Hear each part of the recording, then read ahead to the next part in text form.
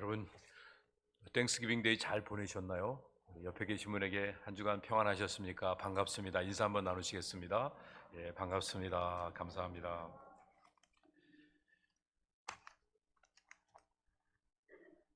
우리가 살고 있는 이 시대가 예수님이 사셨던 시대와 별 차이가 없는 것을 보게 됩니다. 물론 물질 문명이 발달됐고 여러 가지 그 상황들이 많이 바뀌어져 있지만 사탄의 유혹을 받고 있다고 하는 것은 변함이 없습니다.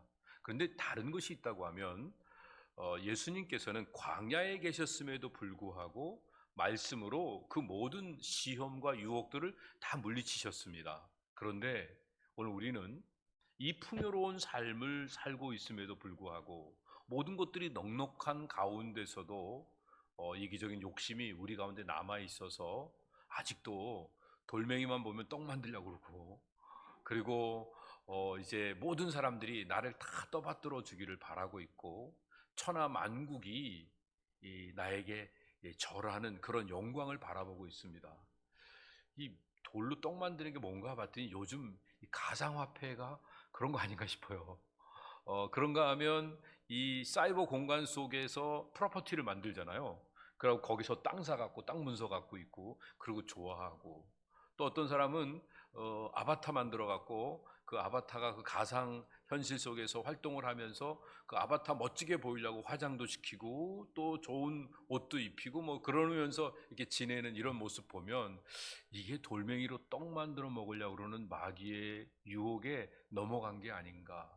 그리고 팔로우들 많이 만들어 갖고 팔로우들한테 확 칭찬받고 또 팔로우들한테 여러 가지 그 서포트 받고 하는 그런 모습 보면 하나님이 사자를 명해서 또 발 다치지 않도록 도와주신다고 하는 거기에 유혹돼서 성전 꼭대기에서 뛰어내리는 이런 우를 범하는 일을 우리가 하고 있지 않은가, 이런 생각도 들고, 또 뭐 이제는 그 인터넷 팔로우들이 보니까 유튜브에 어떤 사람은 막 1,000명, 10,000명 되는데 그 정도가 아니고 이제 수백만, 수천만까지 되는 이런 팔로우들을 데리고 그 속에서 영광을 한 몸에 받는 그런 일들에 물들어가면서 그거에 현혹되어서 어떻게 하든지 그 자리를 좀 탐내고 사는 이런 안타까운 모습을 보게 됩니다. 우리가 살고 있는 이 시대의 특징은요, 모두가 다 열심히 살아가고 있는 것 같아요. 그런데 열심히 사는데도 불구하고 자기가 살아온 그 일들에 대한 것을 부끄럽게 생각을 합니다. 자꾸 가리려고 하죠. 사람들이 안 알아주는 것 같고, 사람들이 나를 갖다가 각광하지 않는 것 같으면 내가 한 일이 부끄러워서 숨겨놓고 마는 그런 모습을 보게 됩니다. 왜 그럴까요? 일을 잘했느냐 잘못했느냐에 대한 평가를 받는 거가 나쁘다는 얘기는 아니에요. 그런데 우리 마음의 중심에 열등의식이 사로잡혀져 있는 한, 열등의식에 사로잡혀 있는 한 우리는 어떤 곳에서도 늘 부끄러워하는 삶을 살 수밖에 없기 때문에 항상 나하고 다른 사람을 만나면 가리려고 하고 숨으려고 하는 이런 모습을 갖게 되죠. 그래서 아담과 하와가 선악과를 먹기 전엔 멀쩡하게 둘이 편안하게 잘 살다가 먹고 나서 상대와 다른 부분들을 가리려고 애를 쓰면서 지냈던 이 모습이 오늘날 이 시대에 열등의식으로 우리 가운데 남아있지 않나 하는 이런 생각을 해보게 됩니다.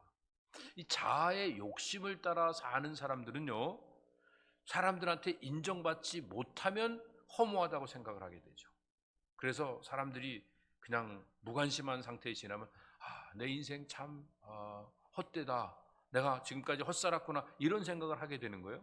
그런데 이 자기의 그 원함을 따라서 자기가 좋아하는 일들을 한 사람들 있죠. 그 사람들은 사람들이 몰라줘도 별 상관이 없어요. 이걸 마태복음 6장에 비유해서 말한다고 하면 사람들 앞에서 사람들에게 잘 보이려고 산 사람들은 늘 허무에 목말라하고 열심히 살아갈수록 마음속에 실망감과 좌절감이 더 커지게 되는 거예요. 근데 하나님 앞에서 코람데오의 삶을 살아가는 사람들은 사람들이 알아주면 좋죠. 더 그렇지만 몰라줘도 그것 때문에 허무하지 않습니다. 그냥 마음이 편안하고 그 속에서 언제나 좋아할 수 있게, 기분 좋게 삶을 살아갈 수 있게 됩니다.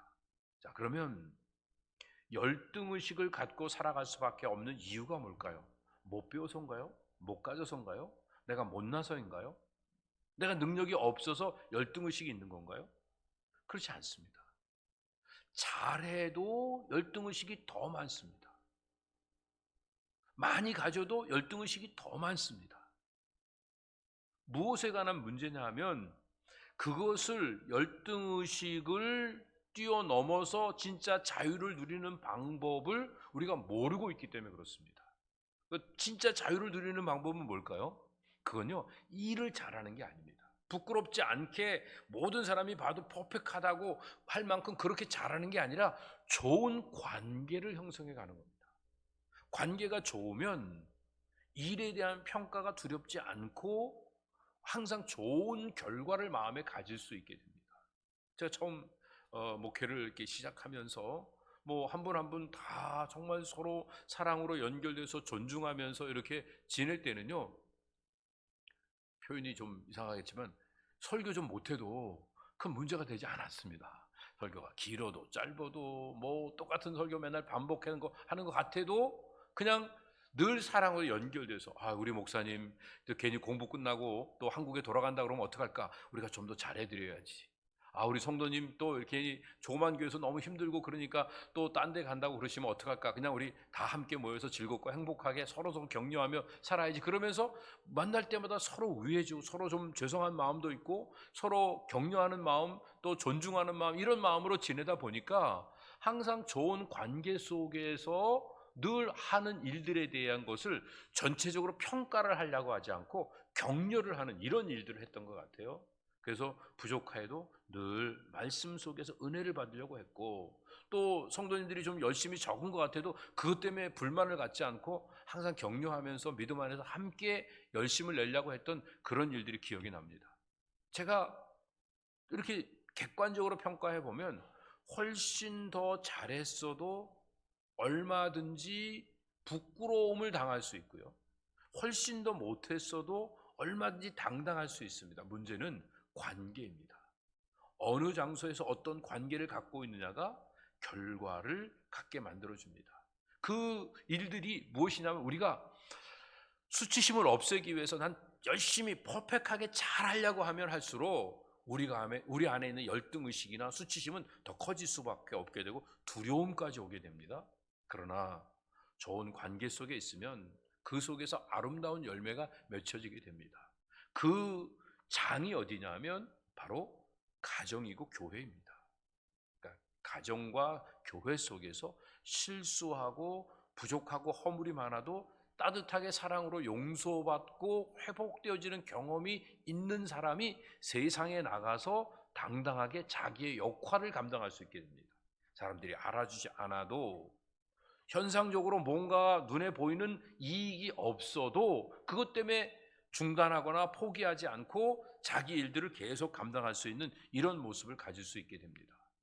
그래서 내가 나로 사는 일들에 당당하고 자유롭게 삶을 살아가기 시작하면 더 이상 돌멩이로 떡 만드는, 뭐든지 내가 그냥 움켜쥐고 그래서 나한테 이익이 되게 만들려고 하는 그런 일 안 해도 괜찮습니다.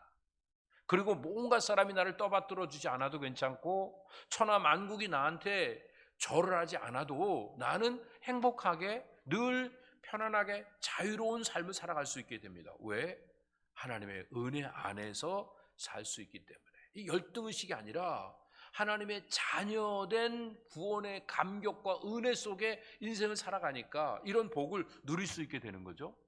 자, 그러면 우리가 지금까지 생각했던 자유에 대한 잘못된 개념을 정리를 할 필요가 있는데, 뭐를 자유라고 생각하고 있냐 하면 내가 내 마음대로 사는 것, 내가 내 마음대로 결정하는 것, 내가 내 마음대로 소유할 수 있는 것, 이걸 자유라고 생각해요. 그런데 내가 내 마음대로 살기 시작하면 그때부터 불안감이 더 커질 수밖에 없게 됩니다.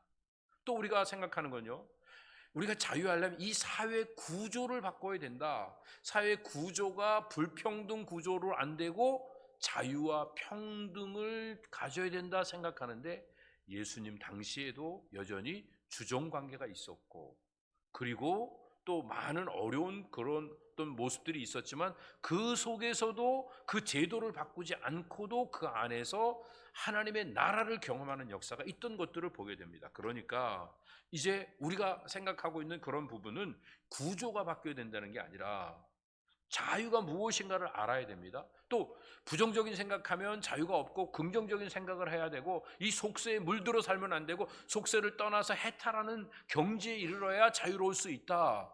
그런데 그것들은요, 아주 일부분이지 전체적인 자유를 줄 수가 없습니다. 진짜 자유는요, 하나님과 우리와의 연합이 이루어지도록 그리스도 안에 있는 겁니다. 그리스도 안에 있으면 주님이 내 안에, 내가 주님 안에 있는 그리스도로 말미암아 저절로 열매를 맺는 소통이 이루어지게 되고, 그 소통 가운데서 인격과 인격이 만나니까 그 안에서 기쁨과 평화가 넘치게 되는 거죠. 이게 진짜 자유인 겁니다. 이 일을 설명하기 위해서 사도 바울은요, 오늘 이제 본문 전에 어떤 그 비유를 들었냐 하면 후견인 비유를 들었습니다. 그 당시 후견이라고 하는 것은 아주 꼭 필요한 제도였습니다. 왜냐하면 남자가 전쟁터에 나가면 언제 돌아올지 모르거든요. 요즘 뭐 군대 3년 갔다 온다 그러면 긴 시간이죠. 그런데 전쟁을 나갔을 때 그 당시에는요, 1년이 걸릴지 10년이 걸릴지 몰라요. 그러니까 내가 죽어서 돌아올지 살아서 돌아올지 모르는 거죠. 그런 상황에서 아이가 어리더라도 아이에게 모든 것들을 물려줄 수 있는 준비를 하고 전쟁터에 떠나야 되기 때문에, 그래서 모든 사람들에게 후견인 제도가 필요했던 거죠. 아이가 아직 내 재산을 관리할 수 있는 능력이 없고 그 정도 나이가 안 됐다 싶으면 후견인 제도를 세워서 그 아이가 성년 될 때까지 옆에 모든 것들을 지도하게 만듭니다. 그러면 재산권은 아이에게 있지만 그 재산권을 실제로 행사하는 건 후견인이 하는 겁니다. 그것을 사도 바울이 예를 들어서, 율법이 우리에게 필요한 것은 복음을 만나기까지, 예수 그리스도 안에서 진정한 자유를 만나기까지 우리가 그 아래서 지도를 받는 것이다. 그래서 우리가 얼마나 죄인이고 부족한 사람이고 하나님의 은혜가 얼마나 필요한지를 율법을 통해서 깨달았으면, 그 율법에 속해 있는 자가 아니라 이제는 자유한 자로서 율법보다 훨씬 더 하나님을 기쁘시게 하는 거룩과 성결의 자리에 있어야 된다는 것을 바울이 강조를 했던 것입니다.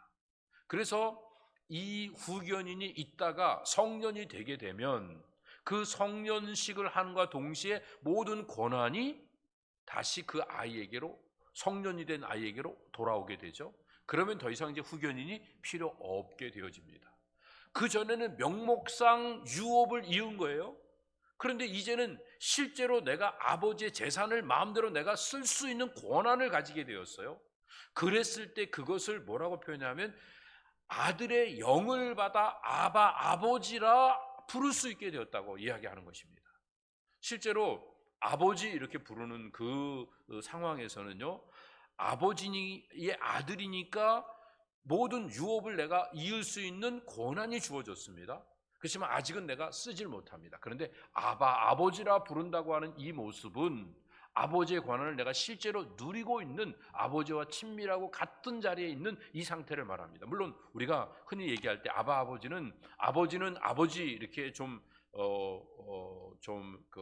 전체 공식적상에서 부르는 거고, 아바, 아버지는 아빠라고 하는 호칭이다. 이게 틀린 얘기는 아니지만 실제로의 적용 부위는 바로 그렇게 연결됩니다. 그래서 예수님께서 겟세마네 동산에서 아바, 아버지라고 부르셨던 것은 모든 권한을 위임받았지만 그 권한을 오히려 다 내려놓고 십자가를 지시는 그 길을 믿음으로 걸어가시면서, 그래서 아버지의 실제의 권한을 내가 온전히 누리고 계신 것을 표현할 때 아바, 아버지라고 표현됐던 겁니다. 그래서 이제는 우리가 더 이상 아버지라고 하지 않고 아바, 아버지라고 부르는 유업을 이을 자로 끝나는 게 아니라 유업을 실제로 누리는 자의 삶을 살기 위해서 더 이상 율법 아래 갇혀 있을 필요가 없고 이제는 복음 안에서 자유를 누리는 삶을 살아야 된다, 이렇게 말하고 있는 겁니다. 그런데 실제로 갈라디아 교인들은요, 다시 옛날로 돌아가고 있습니다.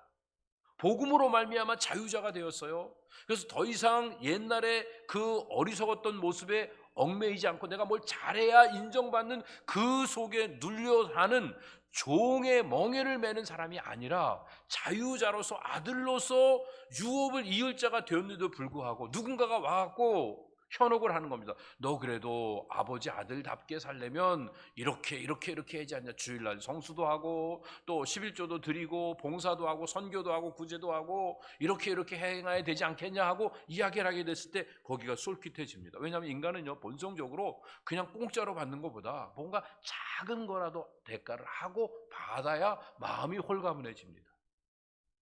은혜 아래에 있다고 하는 것은 나를 완전히 부인하는 건데, 그래도 일부리라도 대가를 치름으로 인하여서 내가 그냥 살아있을 수 있는 이런 그 자의식을 갖게 되니까 사람들이 또 꿈틀꿈틀하기 시작하고, 그래서 옛날로 돌아가 초등학문에 얽어 맺었던 겁니다.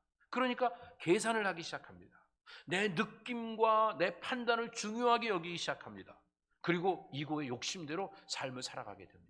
그러니까 교회 안에서도요, 누가 큰가, 누가 잘났는가, 누가 더 인정받는가, 이거에 대해서 막 서로 시시비비하면서 경쟁을 하듯 올라오고 있는 거거든요. 그랬을 때 사도 바울이 그들에게 외치는 그 메시지가 오늘 본문에 있는 말씀입니다. 어떻게 하죠? 너희는 나를 본받는 자들아. 그건 뭐 바울이 얼마나 학식이 많은지, 인품이 좋은지, 성경 지식이 해박한지 뭐 이런 거를 본받으라는 얘기가 아닙니다. 여기서 본받으라고 하는 것은 내가 옛 모든 조건과 환경과 내 의를 힘입어 내가 자유한 자가 된 것이 아니라 전적인 하나님의 은혜로 하나님의 아들이 되어서 자유자가 되었으니 이 자유함을 누리는 이거를 본받아라. 뭘 해서 내가 인정받는 게 아니라 나는 아무것도 하지 않아도 언제나 자유할 수 있는 아들의 자리에 있는 걸 너희들이 본받아라, 이 메시지를 전하고 있는 것입니다. 특별히 바울은요, 치명적인 육체의 약점이 있습니다. 뭔지는 뭐 학자마다 다르니까 안질이라고 하기도 하고 간질이라고도 하기도 하고, 또 어떤 사람은 일시적인 병이었다, 아마 말라리아 걸리지 않았을까, 이렇게 이야기하는 사람도 있습니다. 왜냐하면 저지대에서 활동을 하다가 일부러 갑자기 고지대로 올라간다고 하는 걸 보면 이 말라리아의 습지대가 많으니까, 그 저지대에 습지대가 많으니까 말라리아가 성행했는데 고지대로 올라가면 모기가 없으니까 말라리아 없잖아요. 그래서 그쪽으로 이렇게 간 걸 보니까 말라리아 걸리면 눈도 잘 안 보이고 그 다음에 또 막 발작도 하고, 그러니까 그게 비슷해서 이렇게 하지 않았는가, 이런 생각을 하고 있습니다. 우리 아직까지 잘 몰라요. 근데 중요한 거는 다른 사람들에게 약점이 잡힐 만큼의 윅포인트였습니다. 그 정말 다른 사람들한테 비난을 받아 마땅할 정도로 약점이 큰 거였어요. 그런데 갈라디아 교회 성도들은 그 약점 붙잡고 흔들지 않았습니다. 오히려 사도 바울이 전해주는 메시지를 들으면서 하나님 말씀을 듣는 것처럼 하고 예수님처럼 존중해주고 천사같이 떠받드는 이런 일들을 했어요. 그러니까 너무 감격스러웠죠. 복음의 은혜를 받고 그 말씀에 감동을 입은 사람 중에 어떤 사람들은요, 자기 눈이라도 빼갖고 사도 바울을 대신 이렇게 전해줘서 복음을 위해서 더 헌신할 수 있도록 서포트해 주려고, 뭐 눈 빼준다 그랬으니까 물질 그 지원해주고 또 마음으로 늘 격려해주고 하는 일을 얼마나 잘했겠습니까? 그래서 바울이 이 얘기를 하는 거예요. 너희가 복음 안에 자유함을 가지고 나같이 부족하고 연약하고 약점 많은 사람들을 천사처럼 예수님처럼 대접해주고 눈까지 빼주려고 했던 그 사랑은 어디 갔느냐?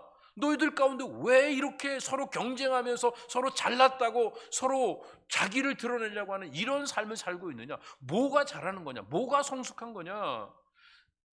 약한 사람들을 돌보며 지극히 작은 자에게 자기를 내어주는 작은 자의 삶을 사는 게 아름답고 잘하는 거냐? 더 커지려고 하고 더 위대해서 많은 사람에게 영향력을 주려고 뭔가 과시하려고 하는 그 삶이 잘하는 거냐? 너희들 지금 보니까 벌써 옛날로 다 돌아가 있다. 지금 내가 그냥 그대로 두면 너희들 가운데 가관이 아니겠다, 이젠 큰일 나겠다. 그래서 내가 너희들에게 이 편지를 전하고 있다. 그 일들을 내가 하기 위해서 내가 해산의 수고를 한다고 할지라도 하나도 나는 이게 그 불편하거나 아깝지 않고 내 시간이 아깝지 않고 정말 그 일을 위해서 너희들 좀 변화가 됐으면 좋겠다. 그래서 막 그 앞에서 화가 난 사람처럼 막 열정을 가지고 목소리를 높여가면서 그래서 외치고 있는 이런 모습을 보게 됩니다. 저도 괜히 뭔가 이렇게 열나는 느낌이 드는데요. 이런 그 마음의 그 표현을 하고 있는 사도 바울의 심정을 이 갈라디아 교회 성도들이 알아듣고 변화되어지는 삶을 살았으면 좋겠는데 그런 모습들이 여전히 미미하게 몇 사람들에게만 일어나고 있는 이런 모습들을 보게 되니까, 그런 느낌을 받게 되니까 사도 바울이 또 계속해서 편지를 계속 보내면서 그 안에서 이런 이야기들을 하게 되죠. 그래서 나온 그 비유가 또 어떤 비유냐 하면 아브라함의 비유를 듭니다. 아브라함이 아들이 있었는데 한쪽은 자기의 육체의 소욕을 따라 난 아들이고 한쪽은 언약을 따라 난 아들이다.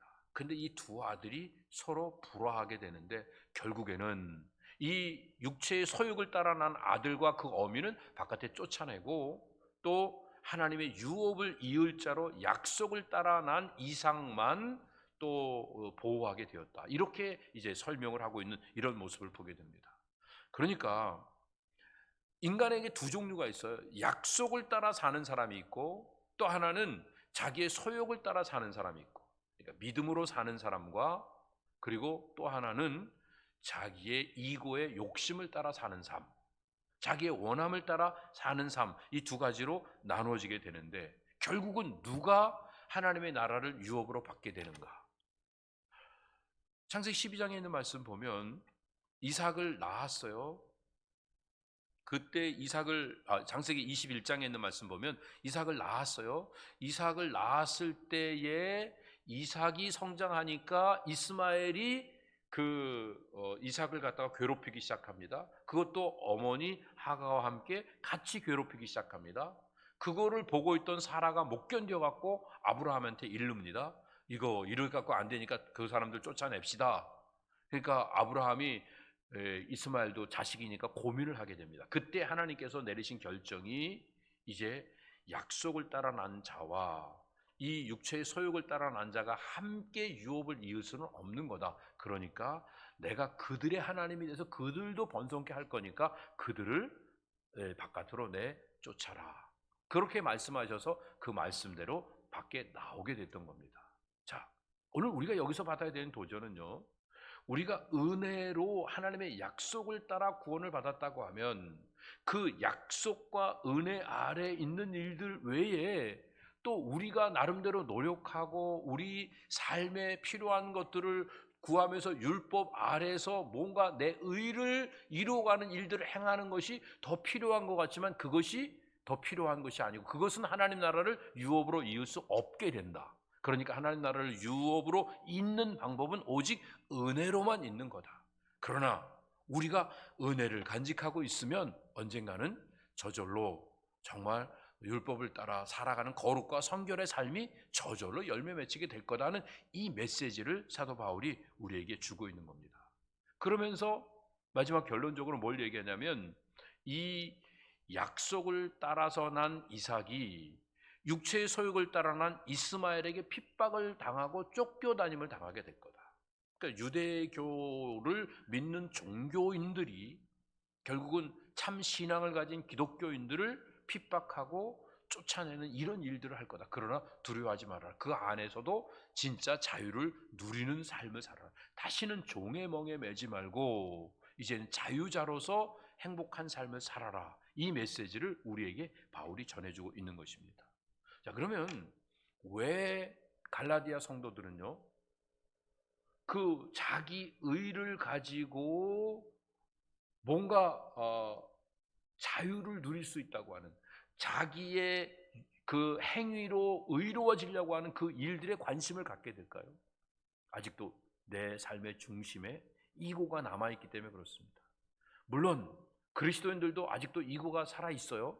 그렇지만 이고가 중심이 되는 삶과 내 안에 있는 말씀이 중심이 되는 삶은 전혀 다른 삶입니다. 내 안에 여전히 육체의 소욕이 남아있어요.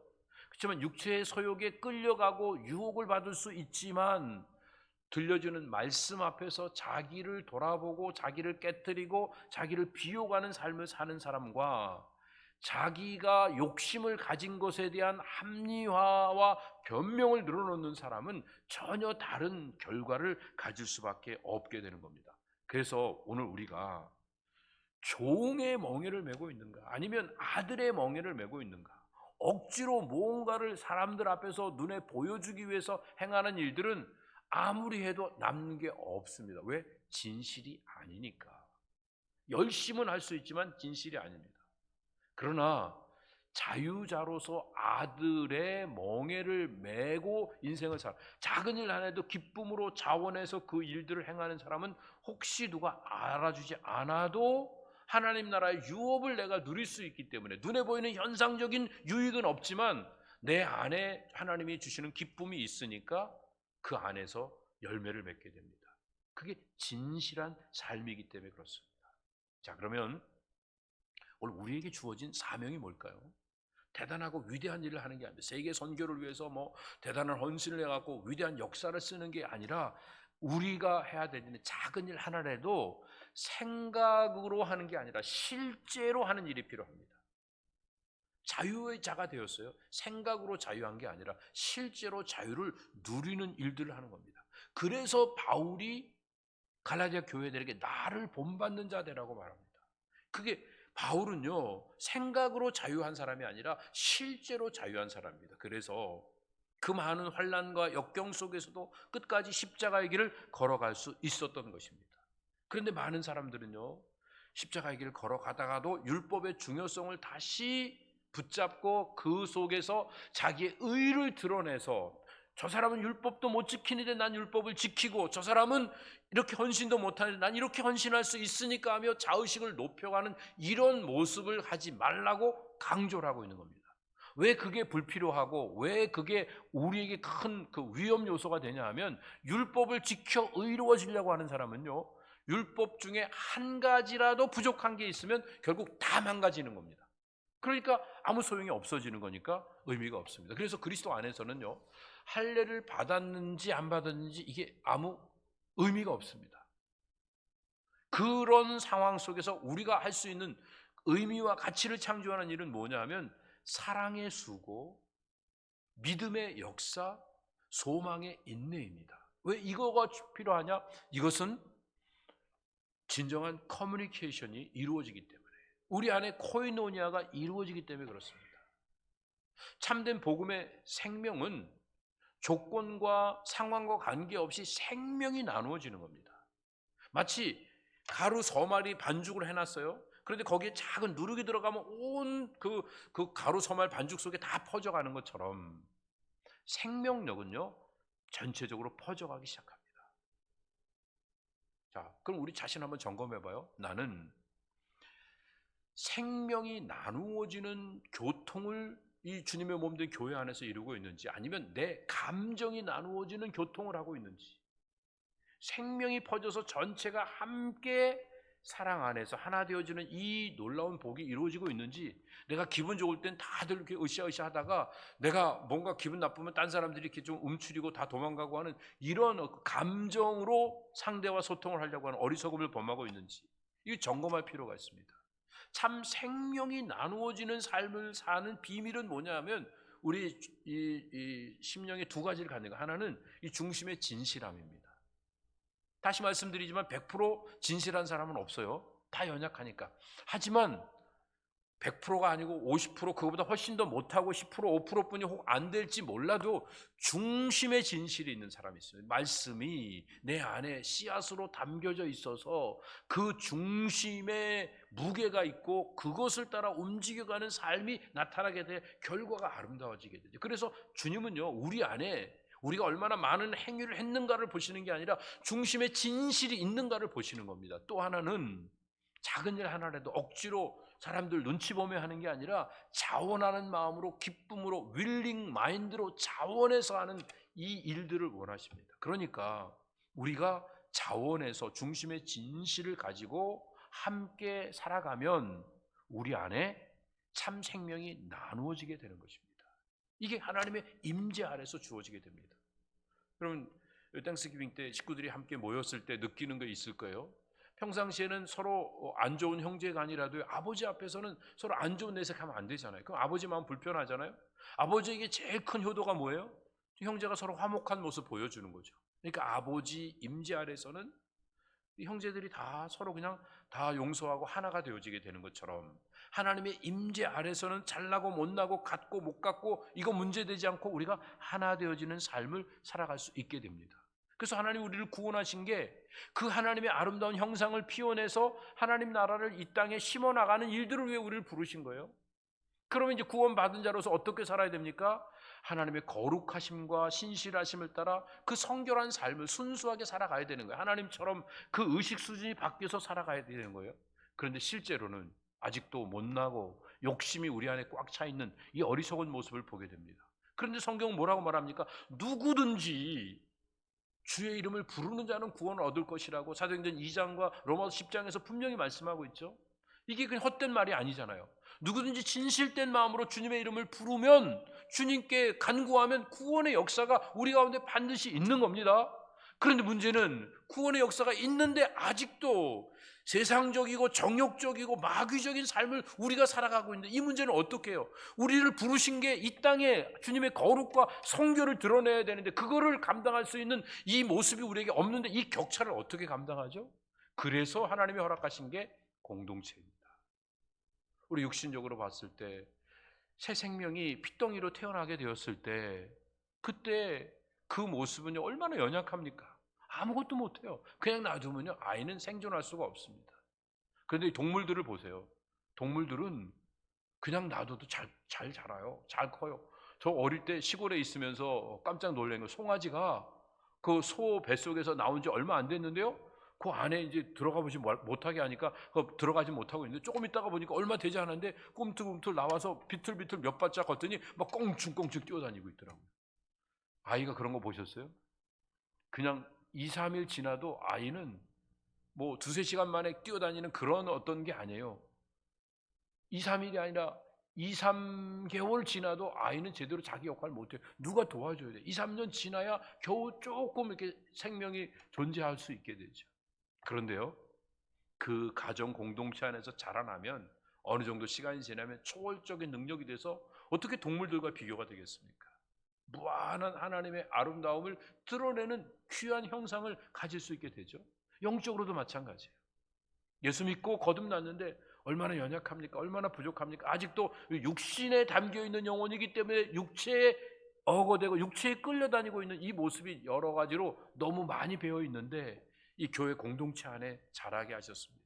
그래서 이 교회 공동체 안에서 서로 사랑으로 격려하고 서로 위해주는 가운데서 내가 실수하고 내가 부족해도 괜찮다고 그러고 용서해주고 품어주는 이 은혜를 경험하는 가운데서 자라나게 되면, 그러면 어느 날 초월적인 능력을 가지고 세계를 업사이드 다운 시킬 수 있는, 지나가던 그 역사의 흐름을 바꿀 수 있는 위대한 역할들을 감당할 수 있게 되는 겁니다. 누가?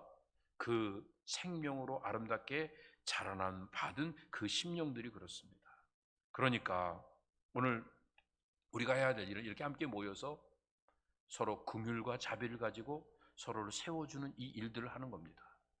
구원받은 자의 수준인 거룩과 성결의 삶은 우리가 사랑으로 덧입혀지고 하나님의 생명이 우리 안에서 꿈틀꿈틀대며 자라나기 시작하면 어느 날 저절로 맺혀지는 열매가 되어지는 거지, 내가 억지로 한다고 했을 때 누군가 알아주면 잘하다가 알아주지 않으면 그거 다 팽개쳐 버리게 되면 얘네보다 더 악하고 더 어리석은 모습으로 전락하고 마는 겁니다. 그러면 우리가 교회가 해야 될 중요한 일이 뭘까요? 두세 사람이 주님의 이름으로 모여서 주님의 이름에 걸맞는 삶을 연습해 가는 겁니다. 그래서 우리가 모일 때마다 우리 주님의 이름으로 모여서 사랑으로 격려하고 세워주고 위해주고, 그리고 함께 우리가 코이노니아를 이루어 나가는 그 모습을 갖게 되는 그 순간 아버지의 임재 아래서 우리가 하나가 되어 온전함을 누리는 이런 복된 모습을 가질 수 있게 되는 거죠.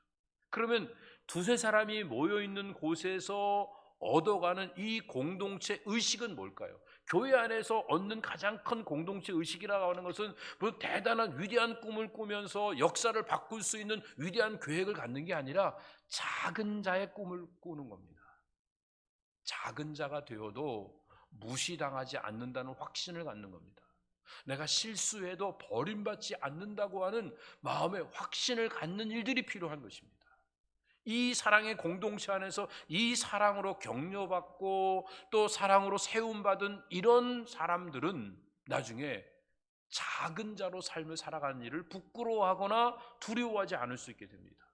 오늘 우리가 위대한 사람이 돼서 막 작은 자를 섬기겠다고 하고 있는데, 사실은요, 내가 위대해져 있으면요 작은 자를 못 섬겨요. 섬기고 싶어도요.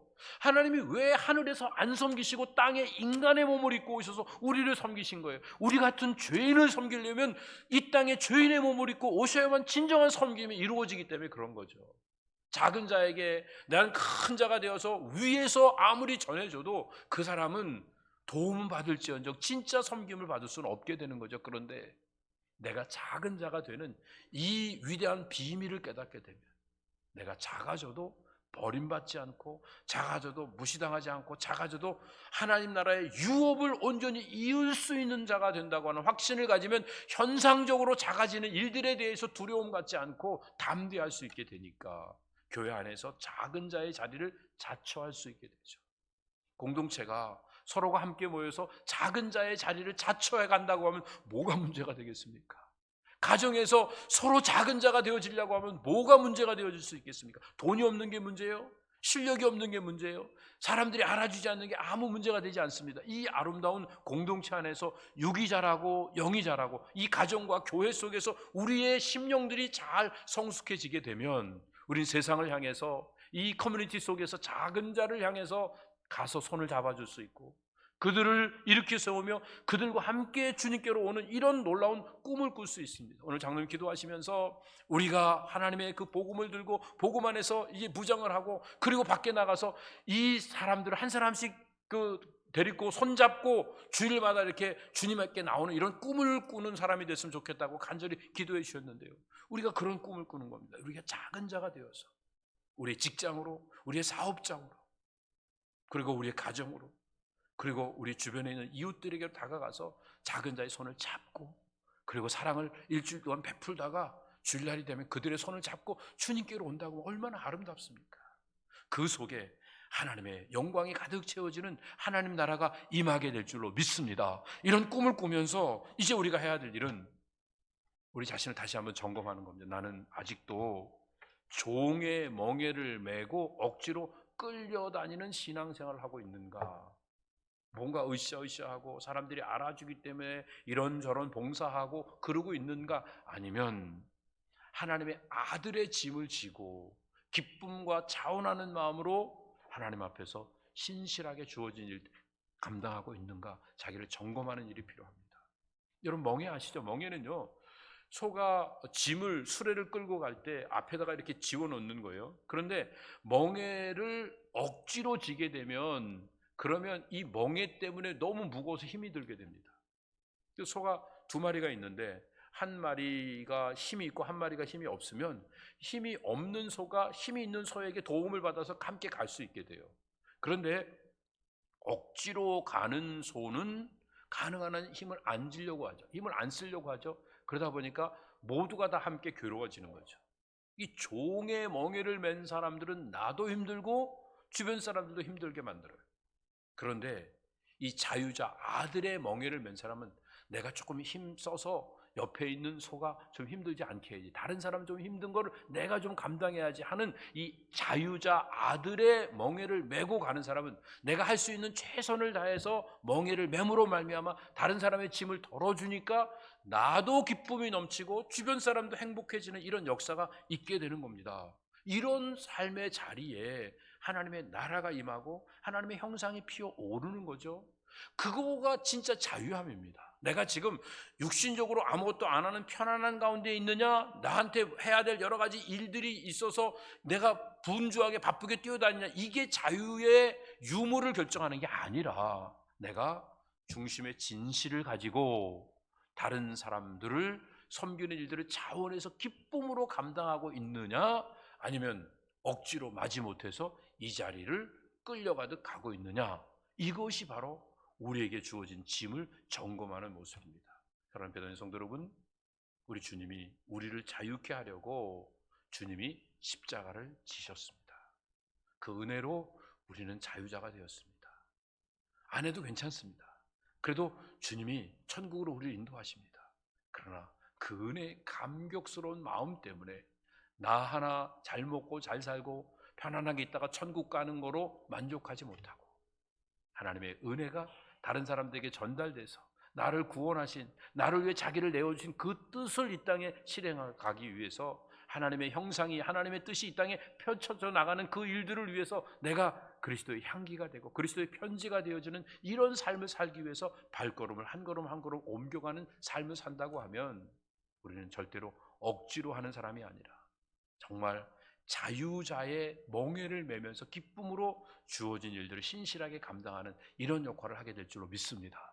사랑하는 배단위 성도 여러분, 이제 우리는 많은 일 하려고 하지 마시고 그냥 두세 사람이 주님의 이름으로 모여서 주님의 이름에 걸맞는 사랑을 나누는 삶을 살아가면 됩니다. 그리고 그 모습을 가지고 여러분들의 삶의 현장으로 다가가십시오.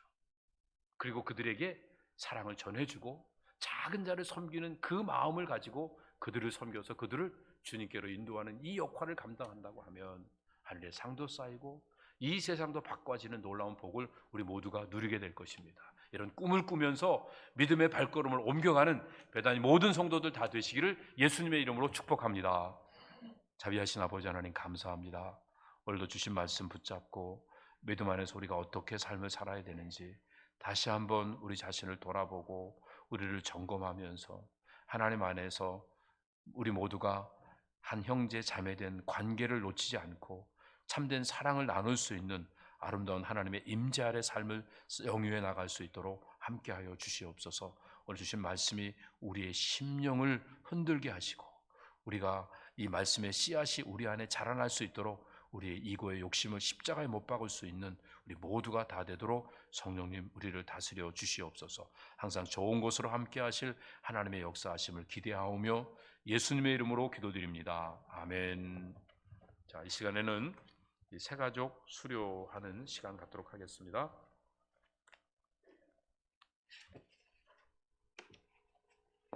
네, 2021년 새가족 이제 4기 수료자 명단을 말씀드리겠습니다. 주종식, 이민석, 최지은, 박민지, 박일우, 유수희, 김성웅, 곽정산, 네, 앞으로 나와주시기 바랍니다. 먼저 이제 새가족반 수료증 성명 주종식, 위의 사람은 본교회 새가족반 2021년 제4기 과정을 성실하게 수료하였음을 축하드립니다. 2021년 11월 28일 배단위 장로교회 담임 목사 김영진.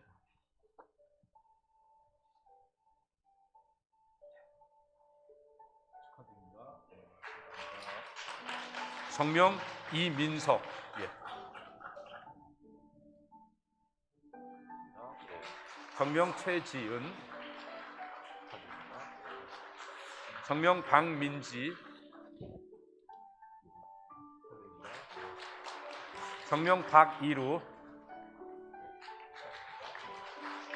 성명 유수희. 성명 김성웅. 예, 못 오신 것 같죠? 예. 성명 곽정산. 예.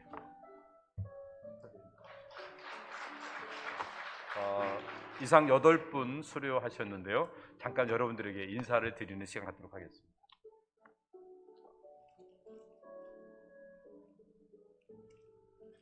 네, 안녕하세요. 저는 주종식 집사입니다.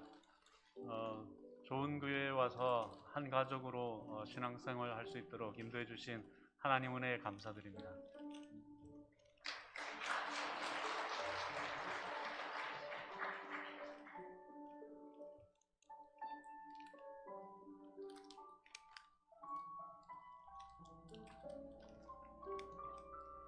안녕하세요. 저는 박일우고요. 박민지 아내고요. 아들 2명 유아부 유치부에 있고 셋째도 앞두고 있습니다. 저 너무 좋은 교회에 오게 돼서 너무 감사드리고 목사님 말씀도 너무 축복되고 은혜되고 스스로 돌아볼 수 있게 되는 것 같아서 올 때마다 너무 좋은 것 같습니다. 감사합니다.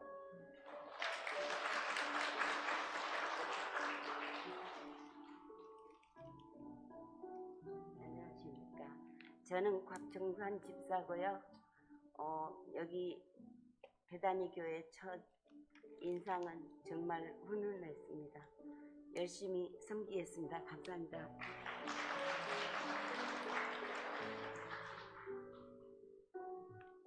안녕하십니까. 저는 유수희 집사입니다.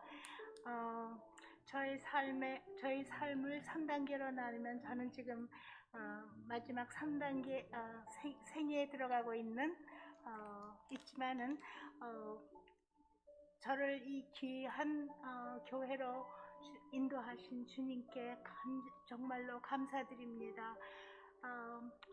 저 같은 작은 자를 주님께서 이 교회로 인도하여 주셨는데 이 교회에서 정말로 많은 사랑과 또 주님의 말씀을 아주 굉장히 가슴속에 매주 깨닫고 기쁘게 그런 깊은 주님의 말씀과 은혜를 받고 가는 이러한 교회가 정말로 많지 않았습니다. 저의 삶에. 그러나 주님께서 저를 이 교회에 인도하여 주시고 주님의 사랑과 또 우리 많은 청지기 또 많은 교회분들의 격려와 사랑을 잊지 않고 아버지의 은혜를 잊지 않고 그리고 열심히 이 교회에 제 생애 이렇게 보내주신 것을 감사하며 잘 주님께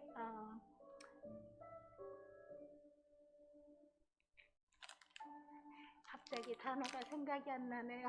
죄송합니다.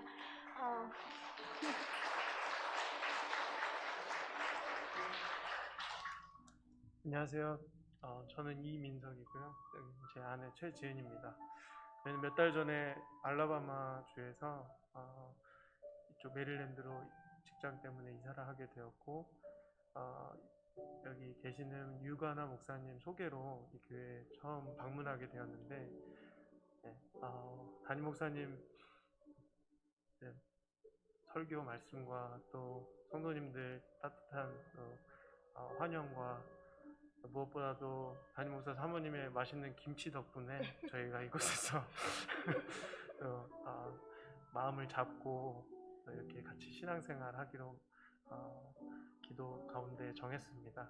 앞으로 저희가 이곳에서 작은 일이라도 조금씩 감당해 가면서 함께 또 믿음 생활을 해 나갔으면 좋겠고요. 저희 가정 저희도 자녀가 셋인데 저희들을 위해서 또 기도해 주시고 격려 많이 부탁드리겠습니다. 감사합니다.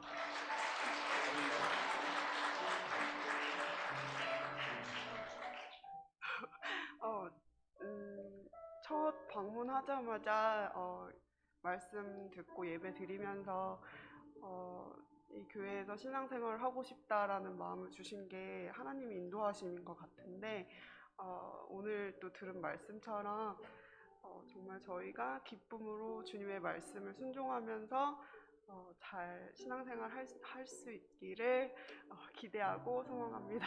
감사합니다.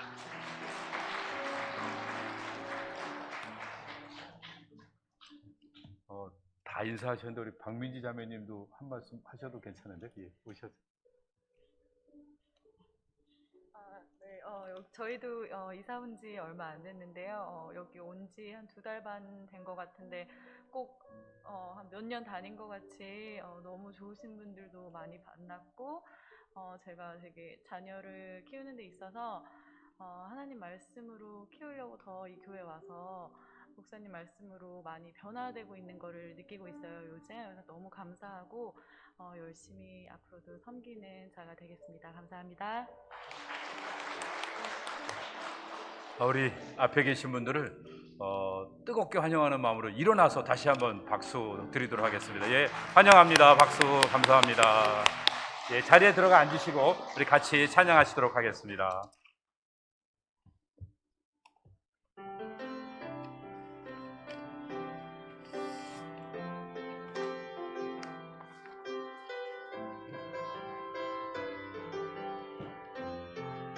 우리 모두 다 예수님 안에서 행복하게 살았으면 좋겠습니다.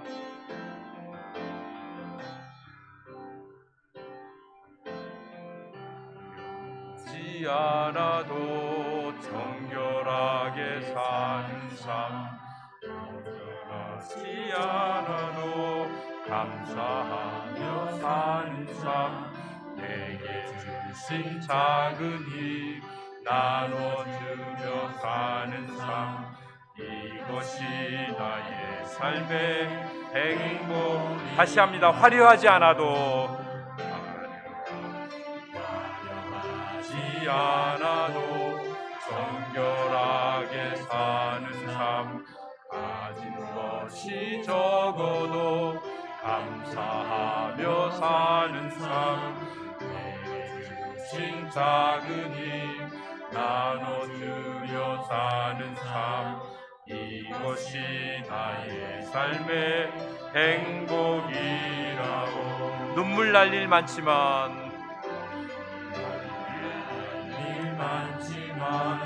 기도할 수 있는 것 억울한 일 많으나 주를 위해 잡는 것 비록 짧은 작은 삶 주 뜻대로 사는 것 이것이 나의 삶의 행복이라오. 이것이 행복이라오. 세상은 알 수 없는 하나님 선물 이것이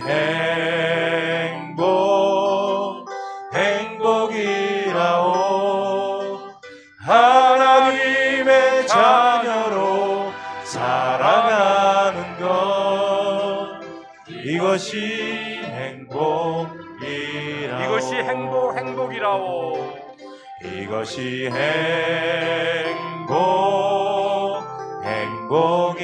행복이라오. 세상은 알 수 없는 하나님 선물 이것이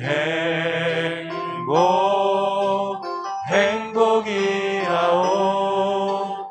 하나님의 자녀로 살아가는 것 이것이 행복이라오. 이렇게 하나님의 자녀로 살아가는 행복이요 우리의 힘과 우리의 의지로 되는 것이 아니라 예수 그리스도의 보혈의 능력으로 되는 줄로 믿습니다. 사모하는 마음으로 주님을 찬양합니다.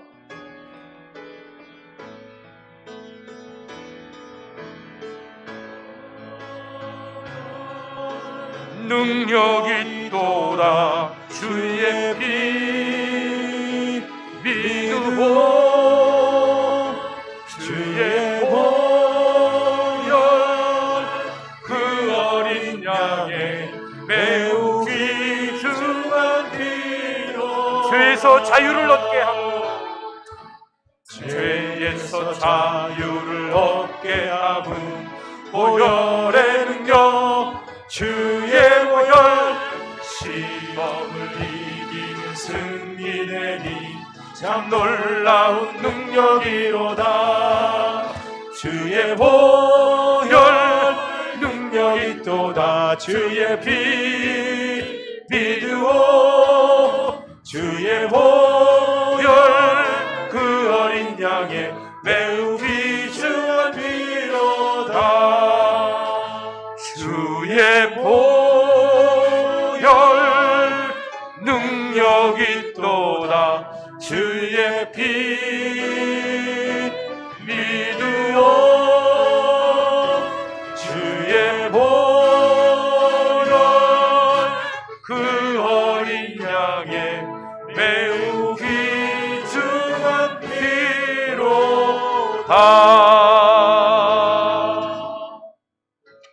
이제는 우리 주 예수 그리스도의 은혜와 아버지 하나님의 영원 무한하신 사랑하심과 성령님의 감화 감동 교통 인도 새롭게 변화시켜 주시는 놀라운 역사하심이 지금까지 우리가 하나님 앞에서 온전한 믿음을 가지고 살지 못했던 지난날의 어리석었던 모습들을 다시 한번 내려놓고 우리를 온전케 하시고 아름답게 하시기 위하여 자기의 생명을 아낌없이 내어주신 우리 주 예수 그리스도의 놀라운 은혜와 사랑을 가슴에 간직하고 그 사랑에 힘입어 날마다 믿음 안에서 당당하게 우리의 주어진 자리에서 늘 감사하며 작은 자가 되는 일들을 두려워하지 않고, 그래서 삶의 작아진 자리를 찾아가 그들에게 진정한 사랑을 증거하는 삶을 살기 위해 우리도 주님 가신 십자가의 길을 묵묵히 한 걸음씩 내디뎌 가기를 간절히 열망하며 하나님의 은혜를 구하는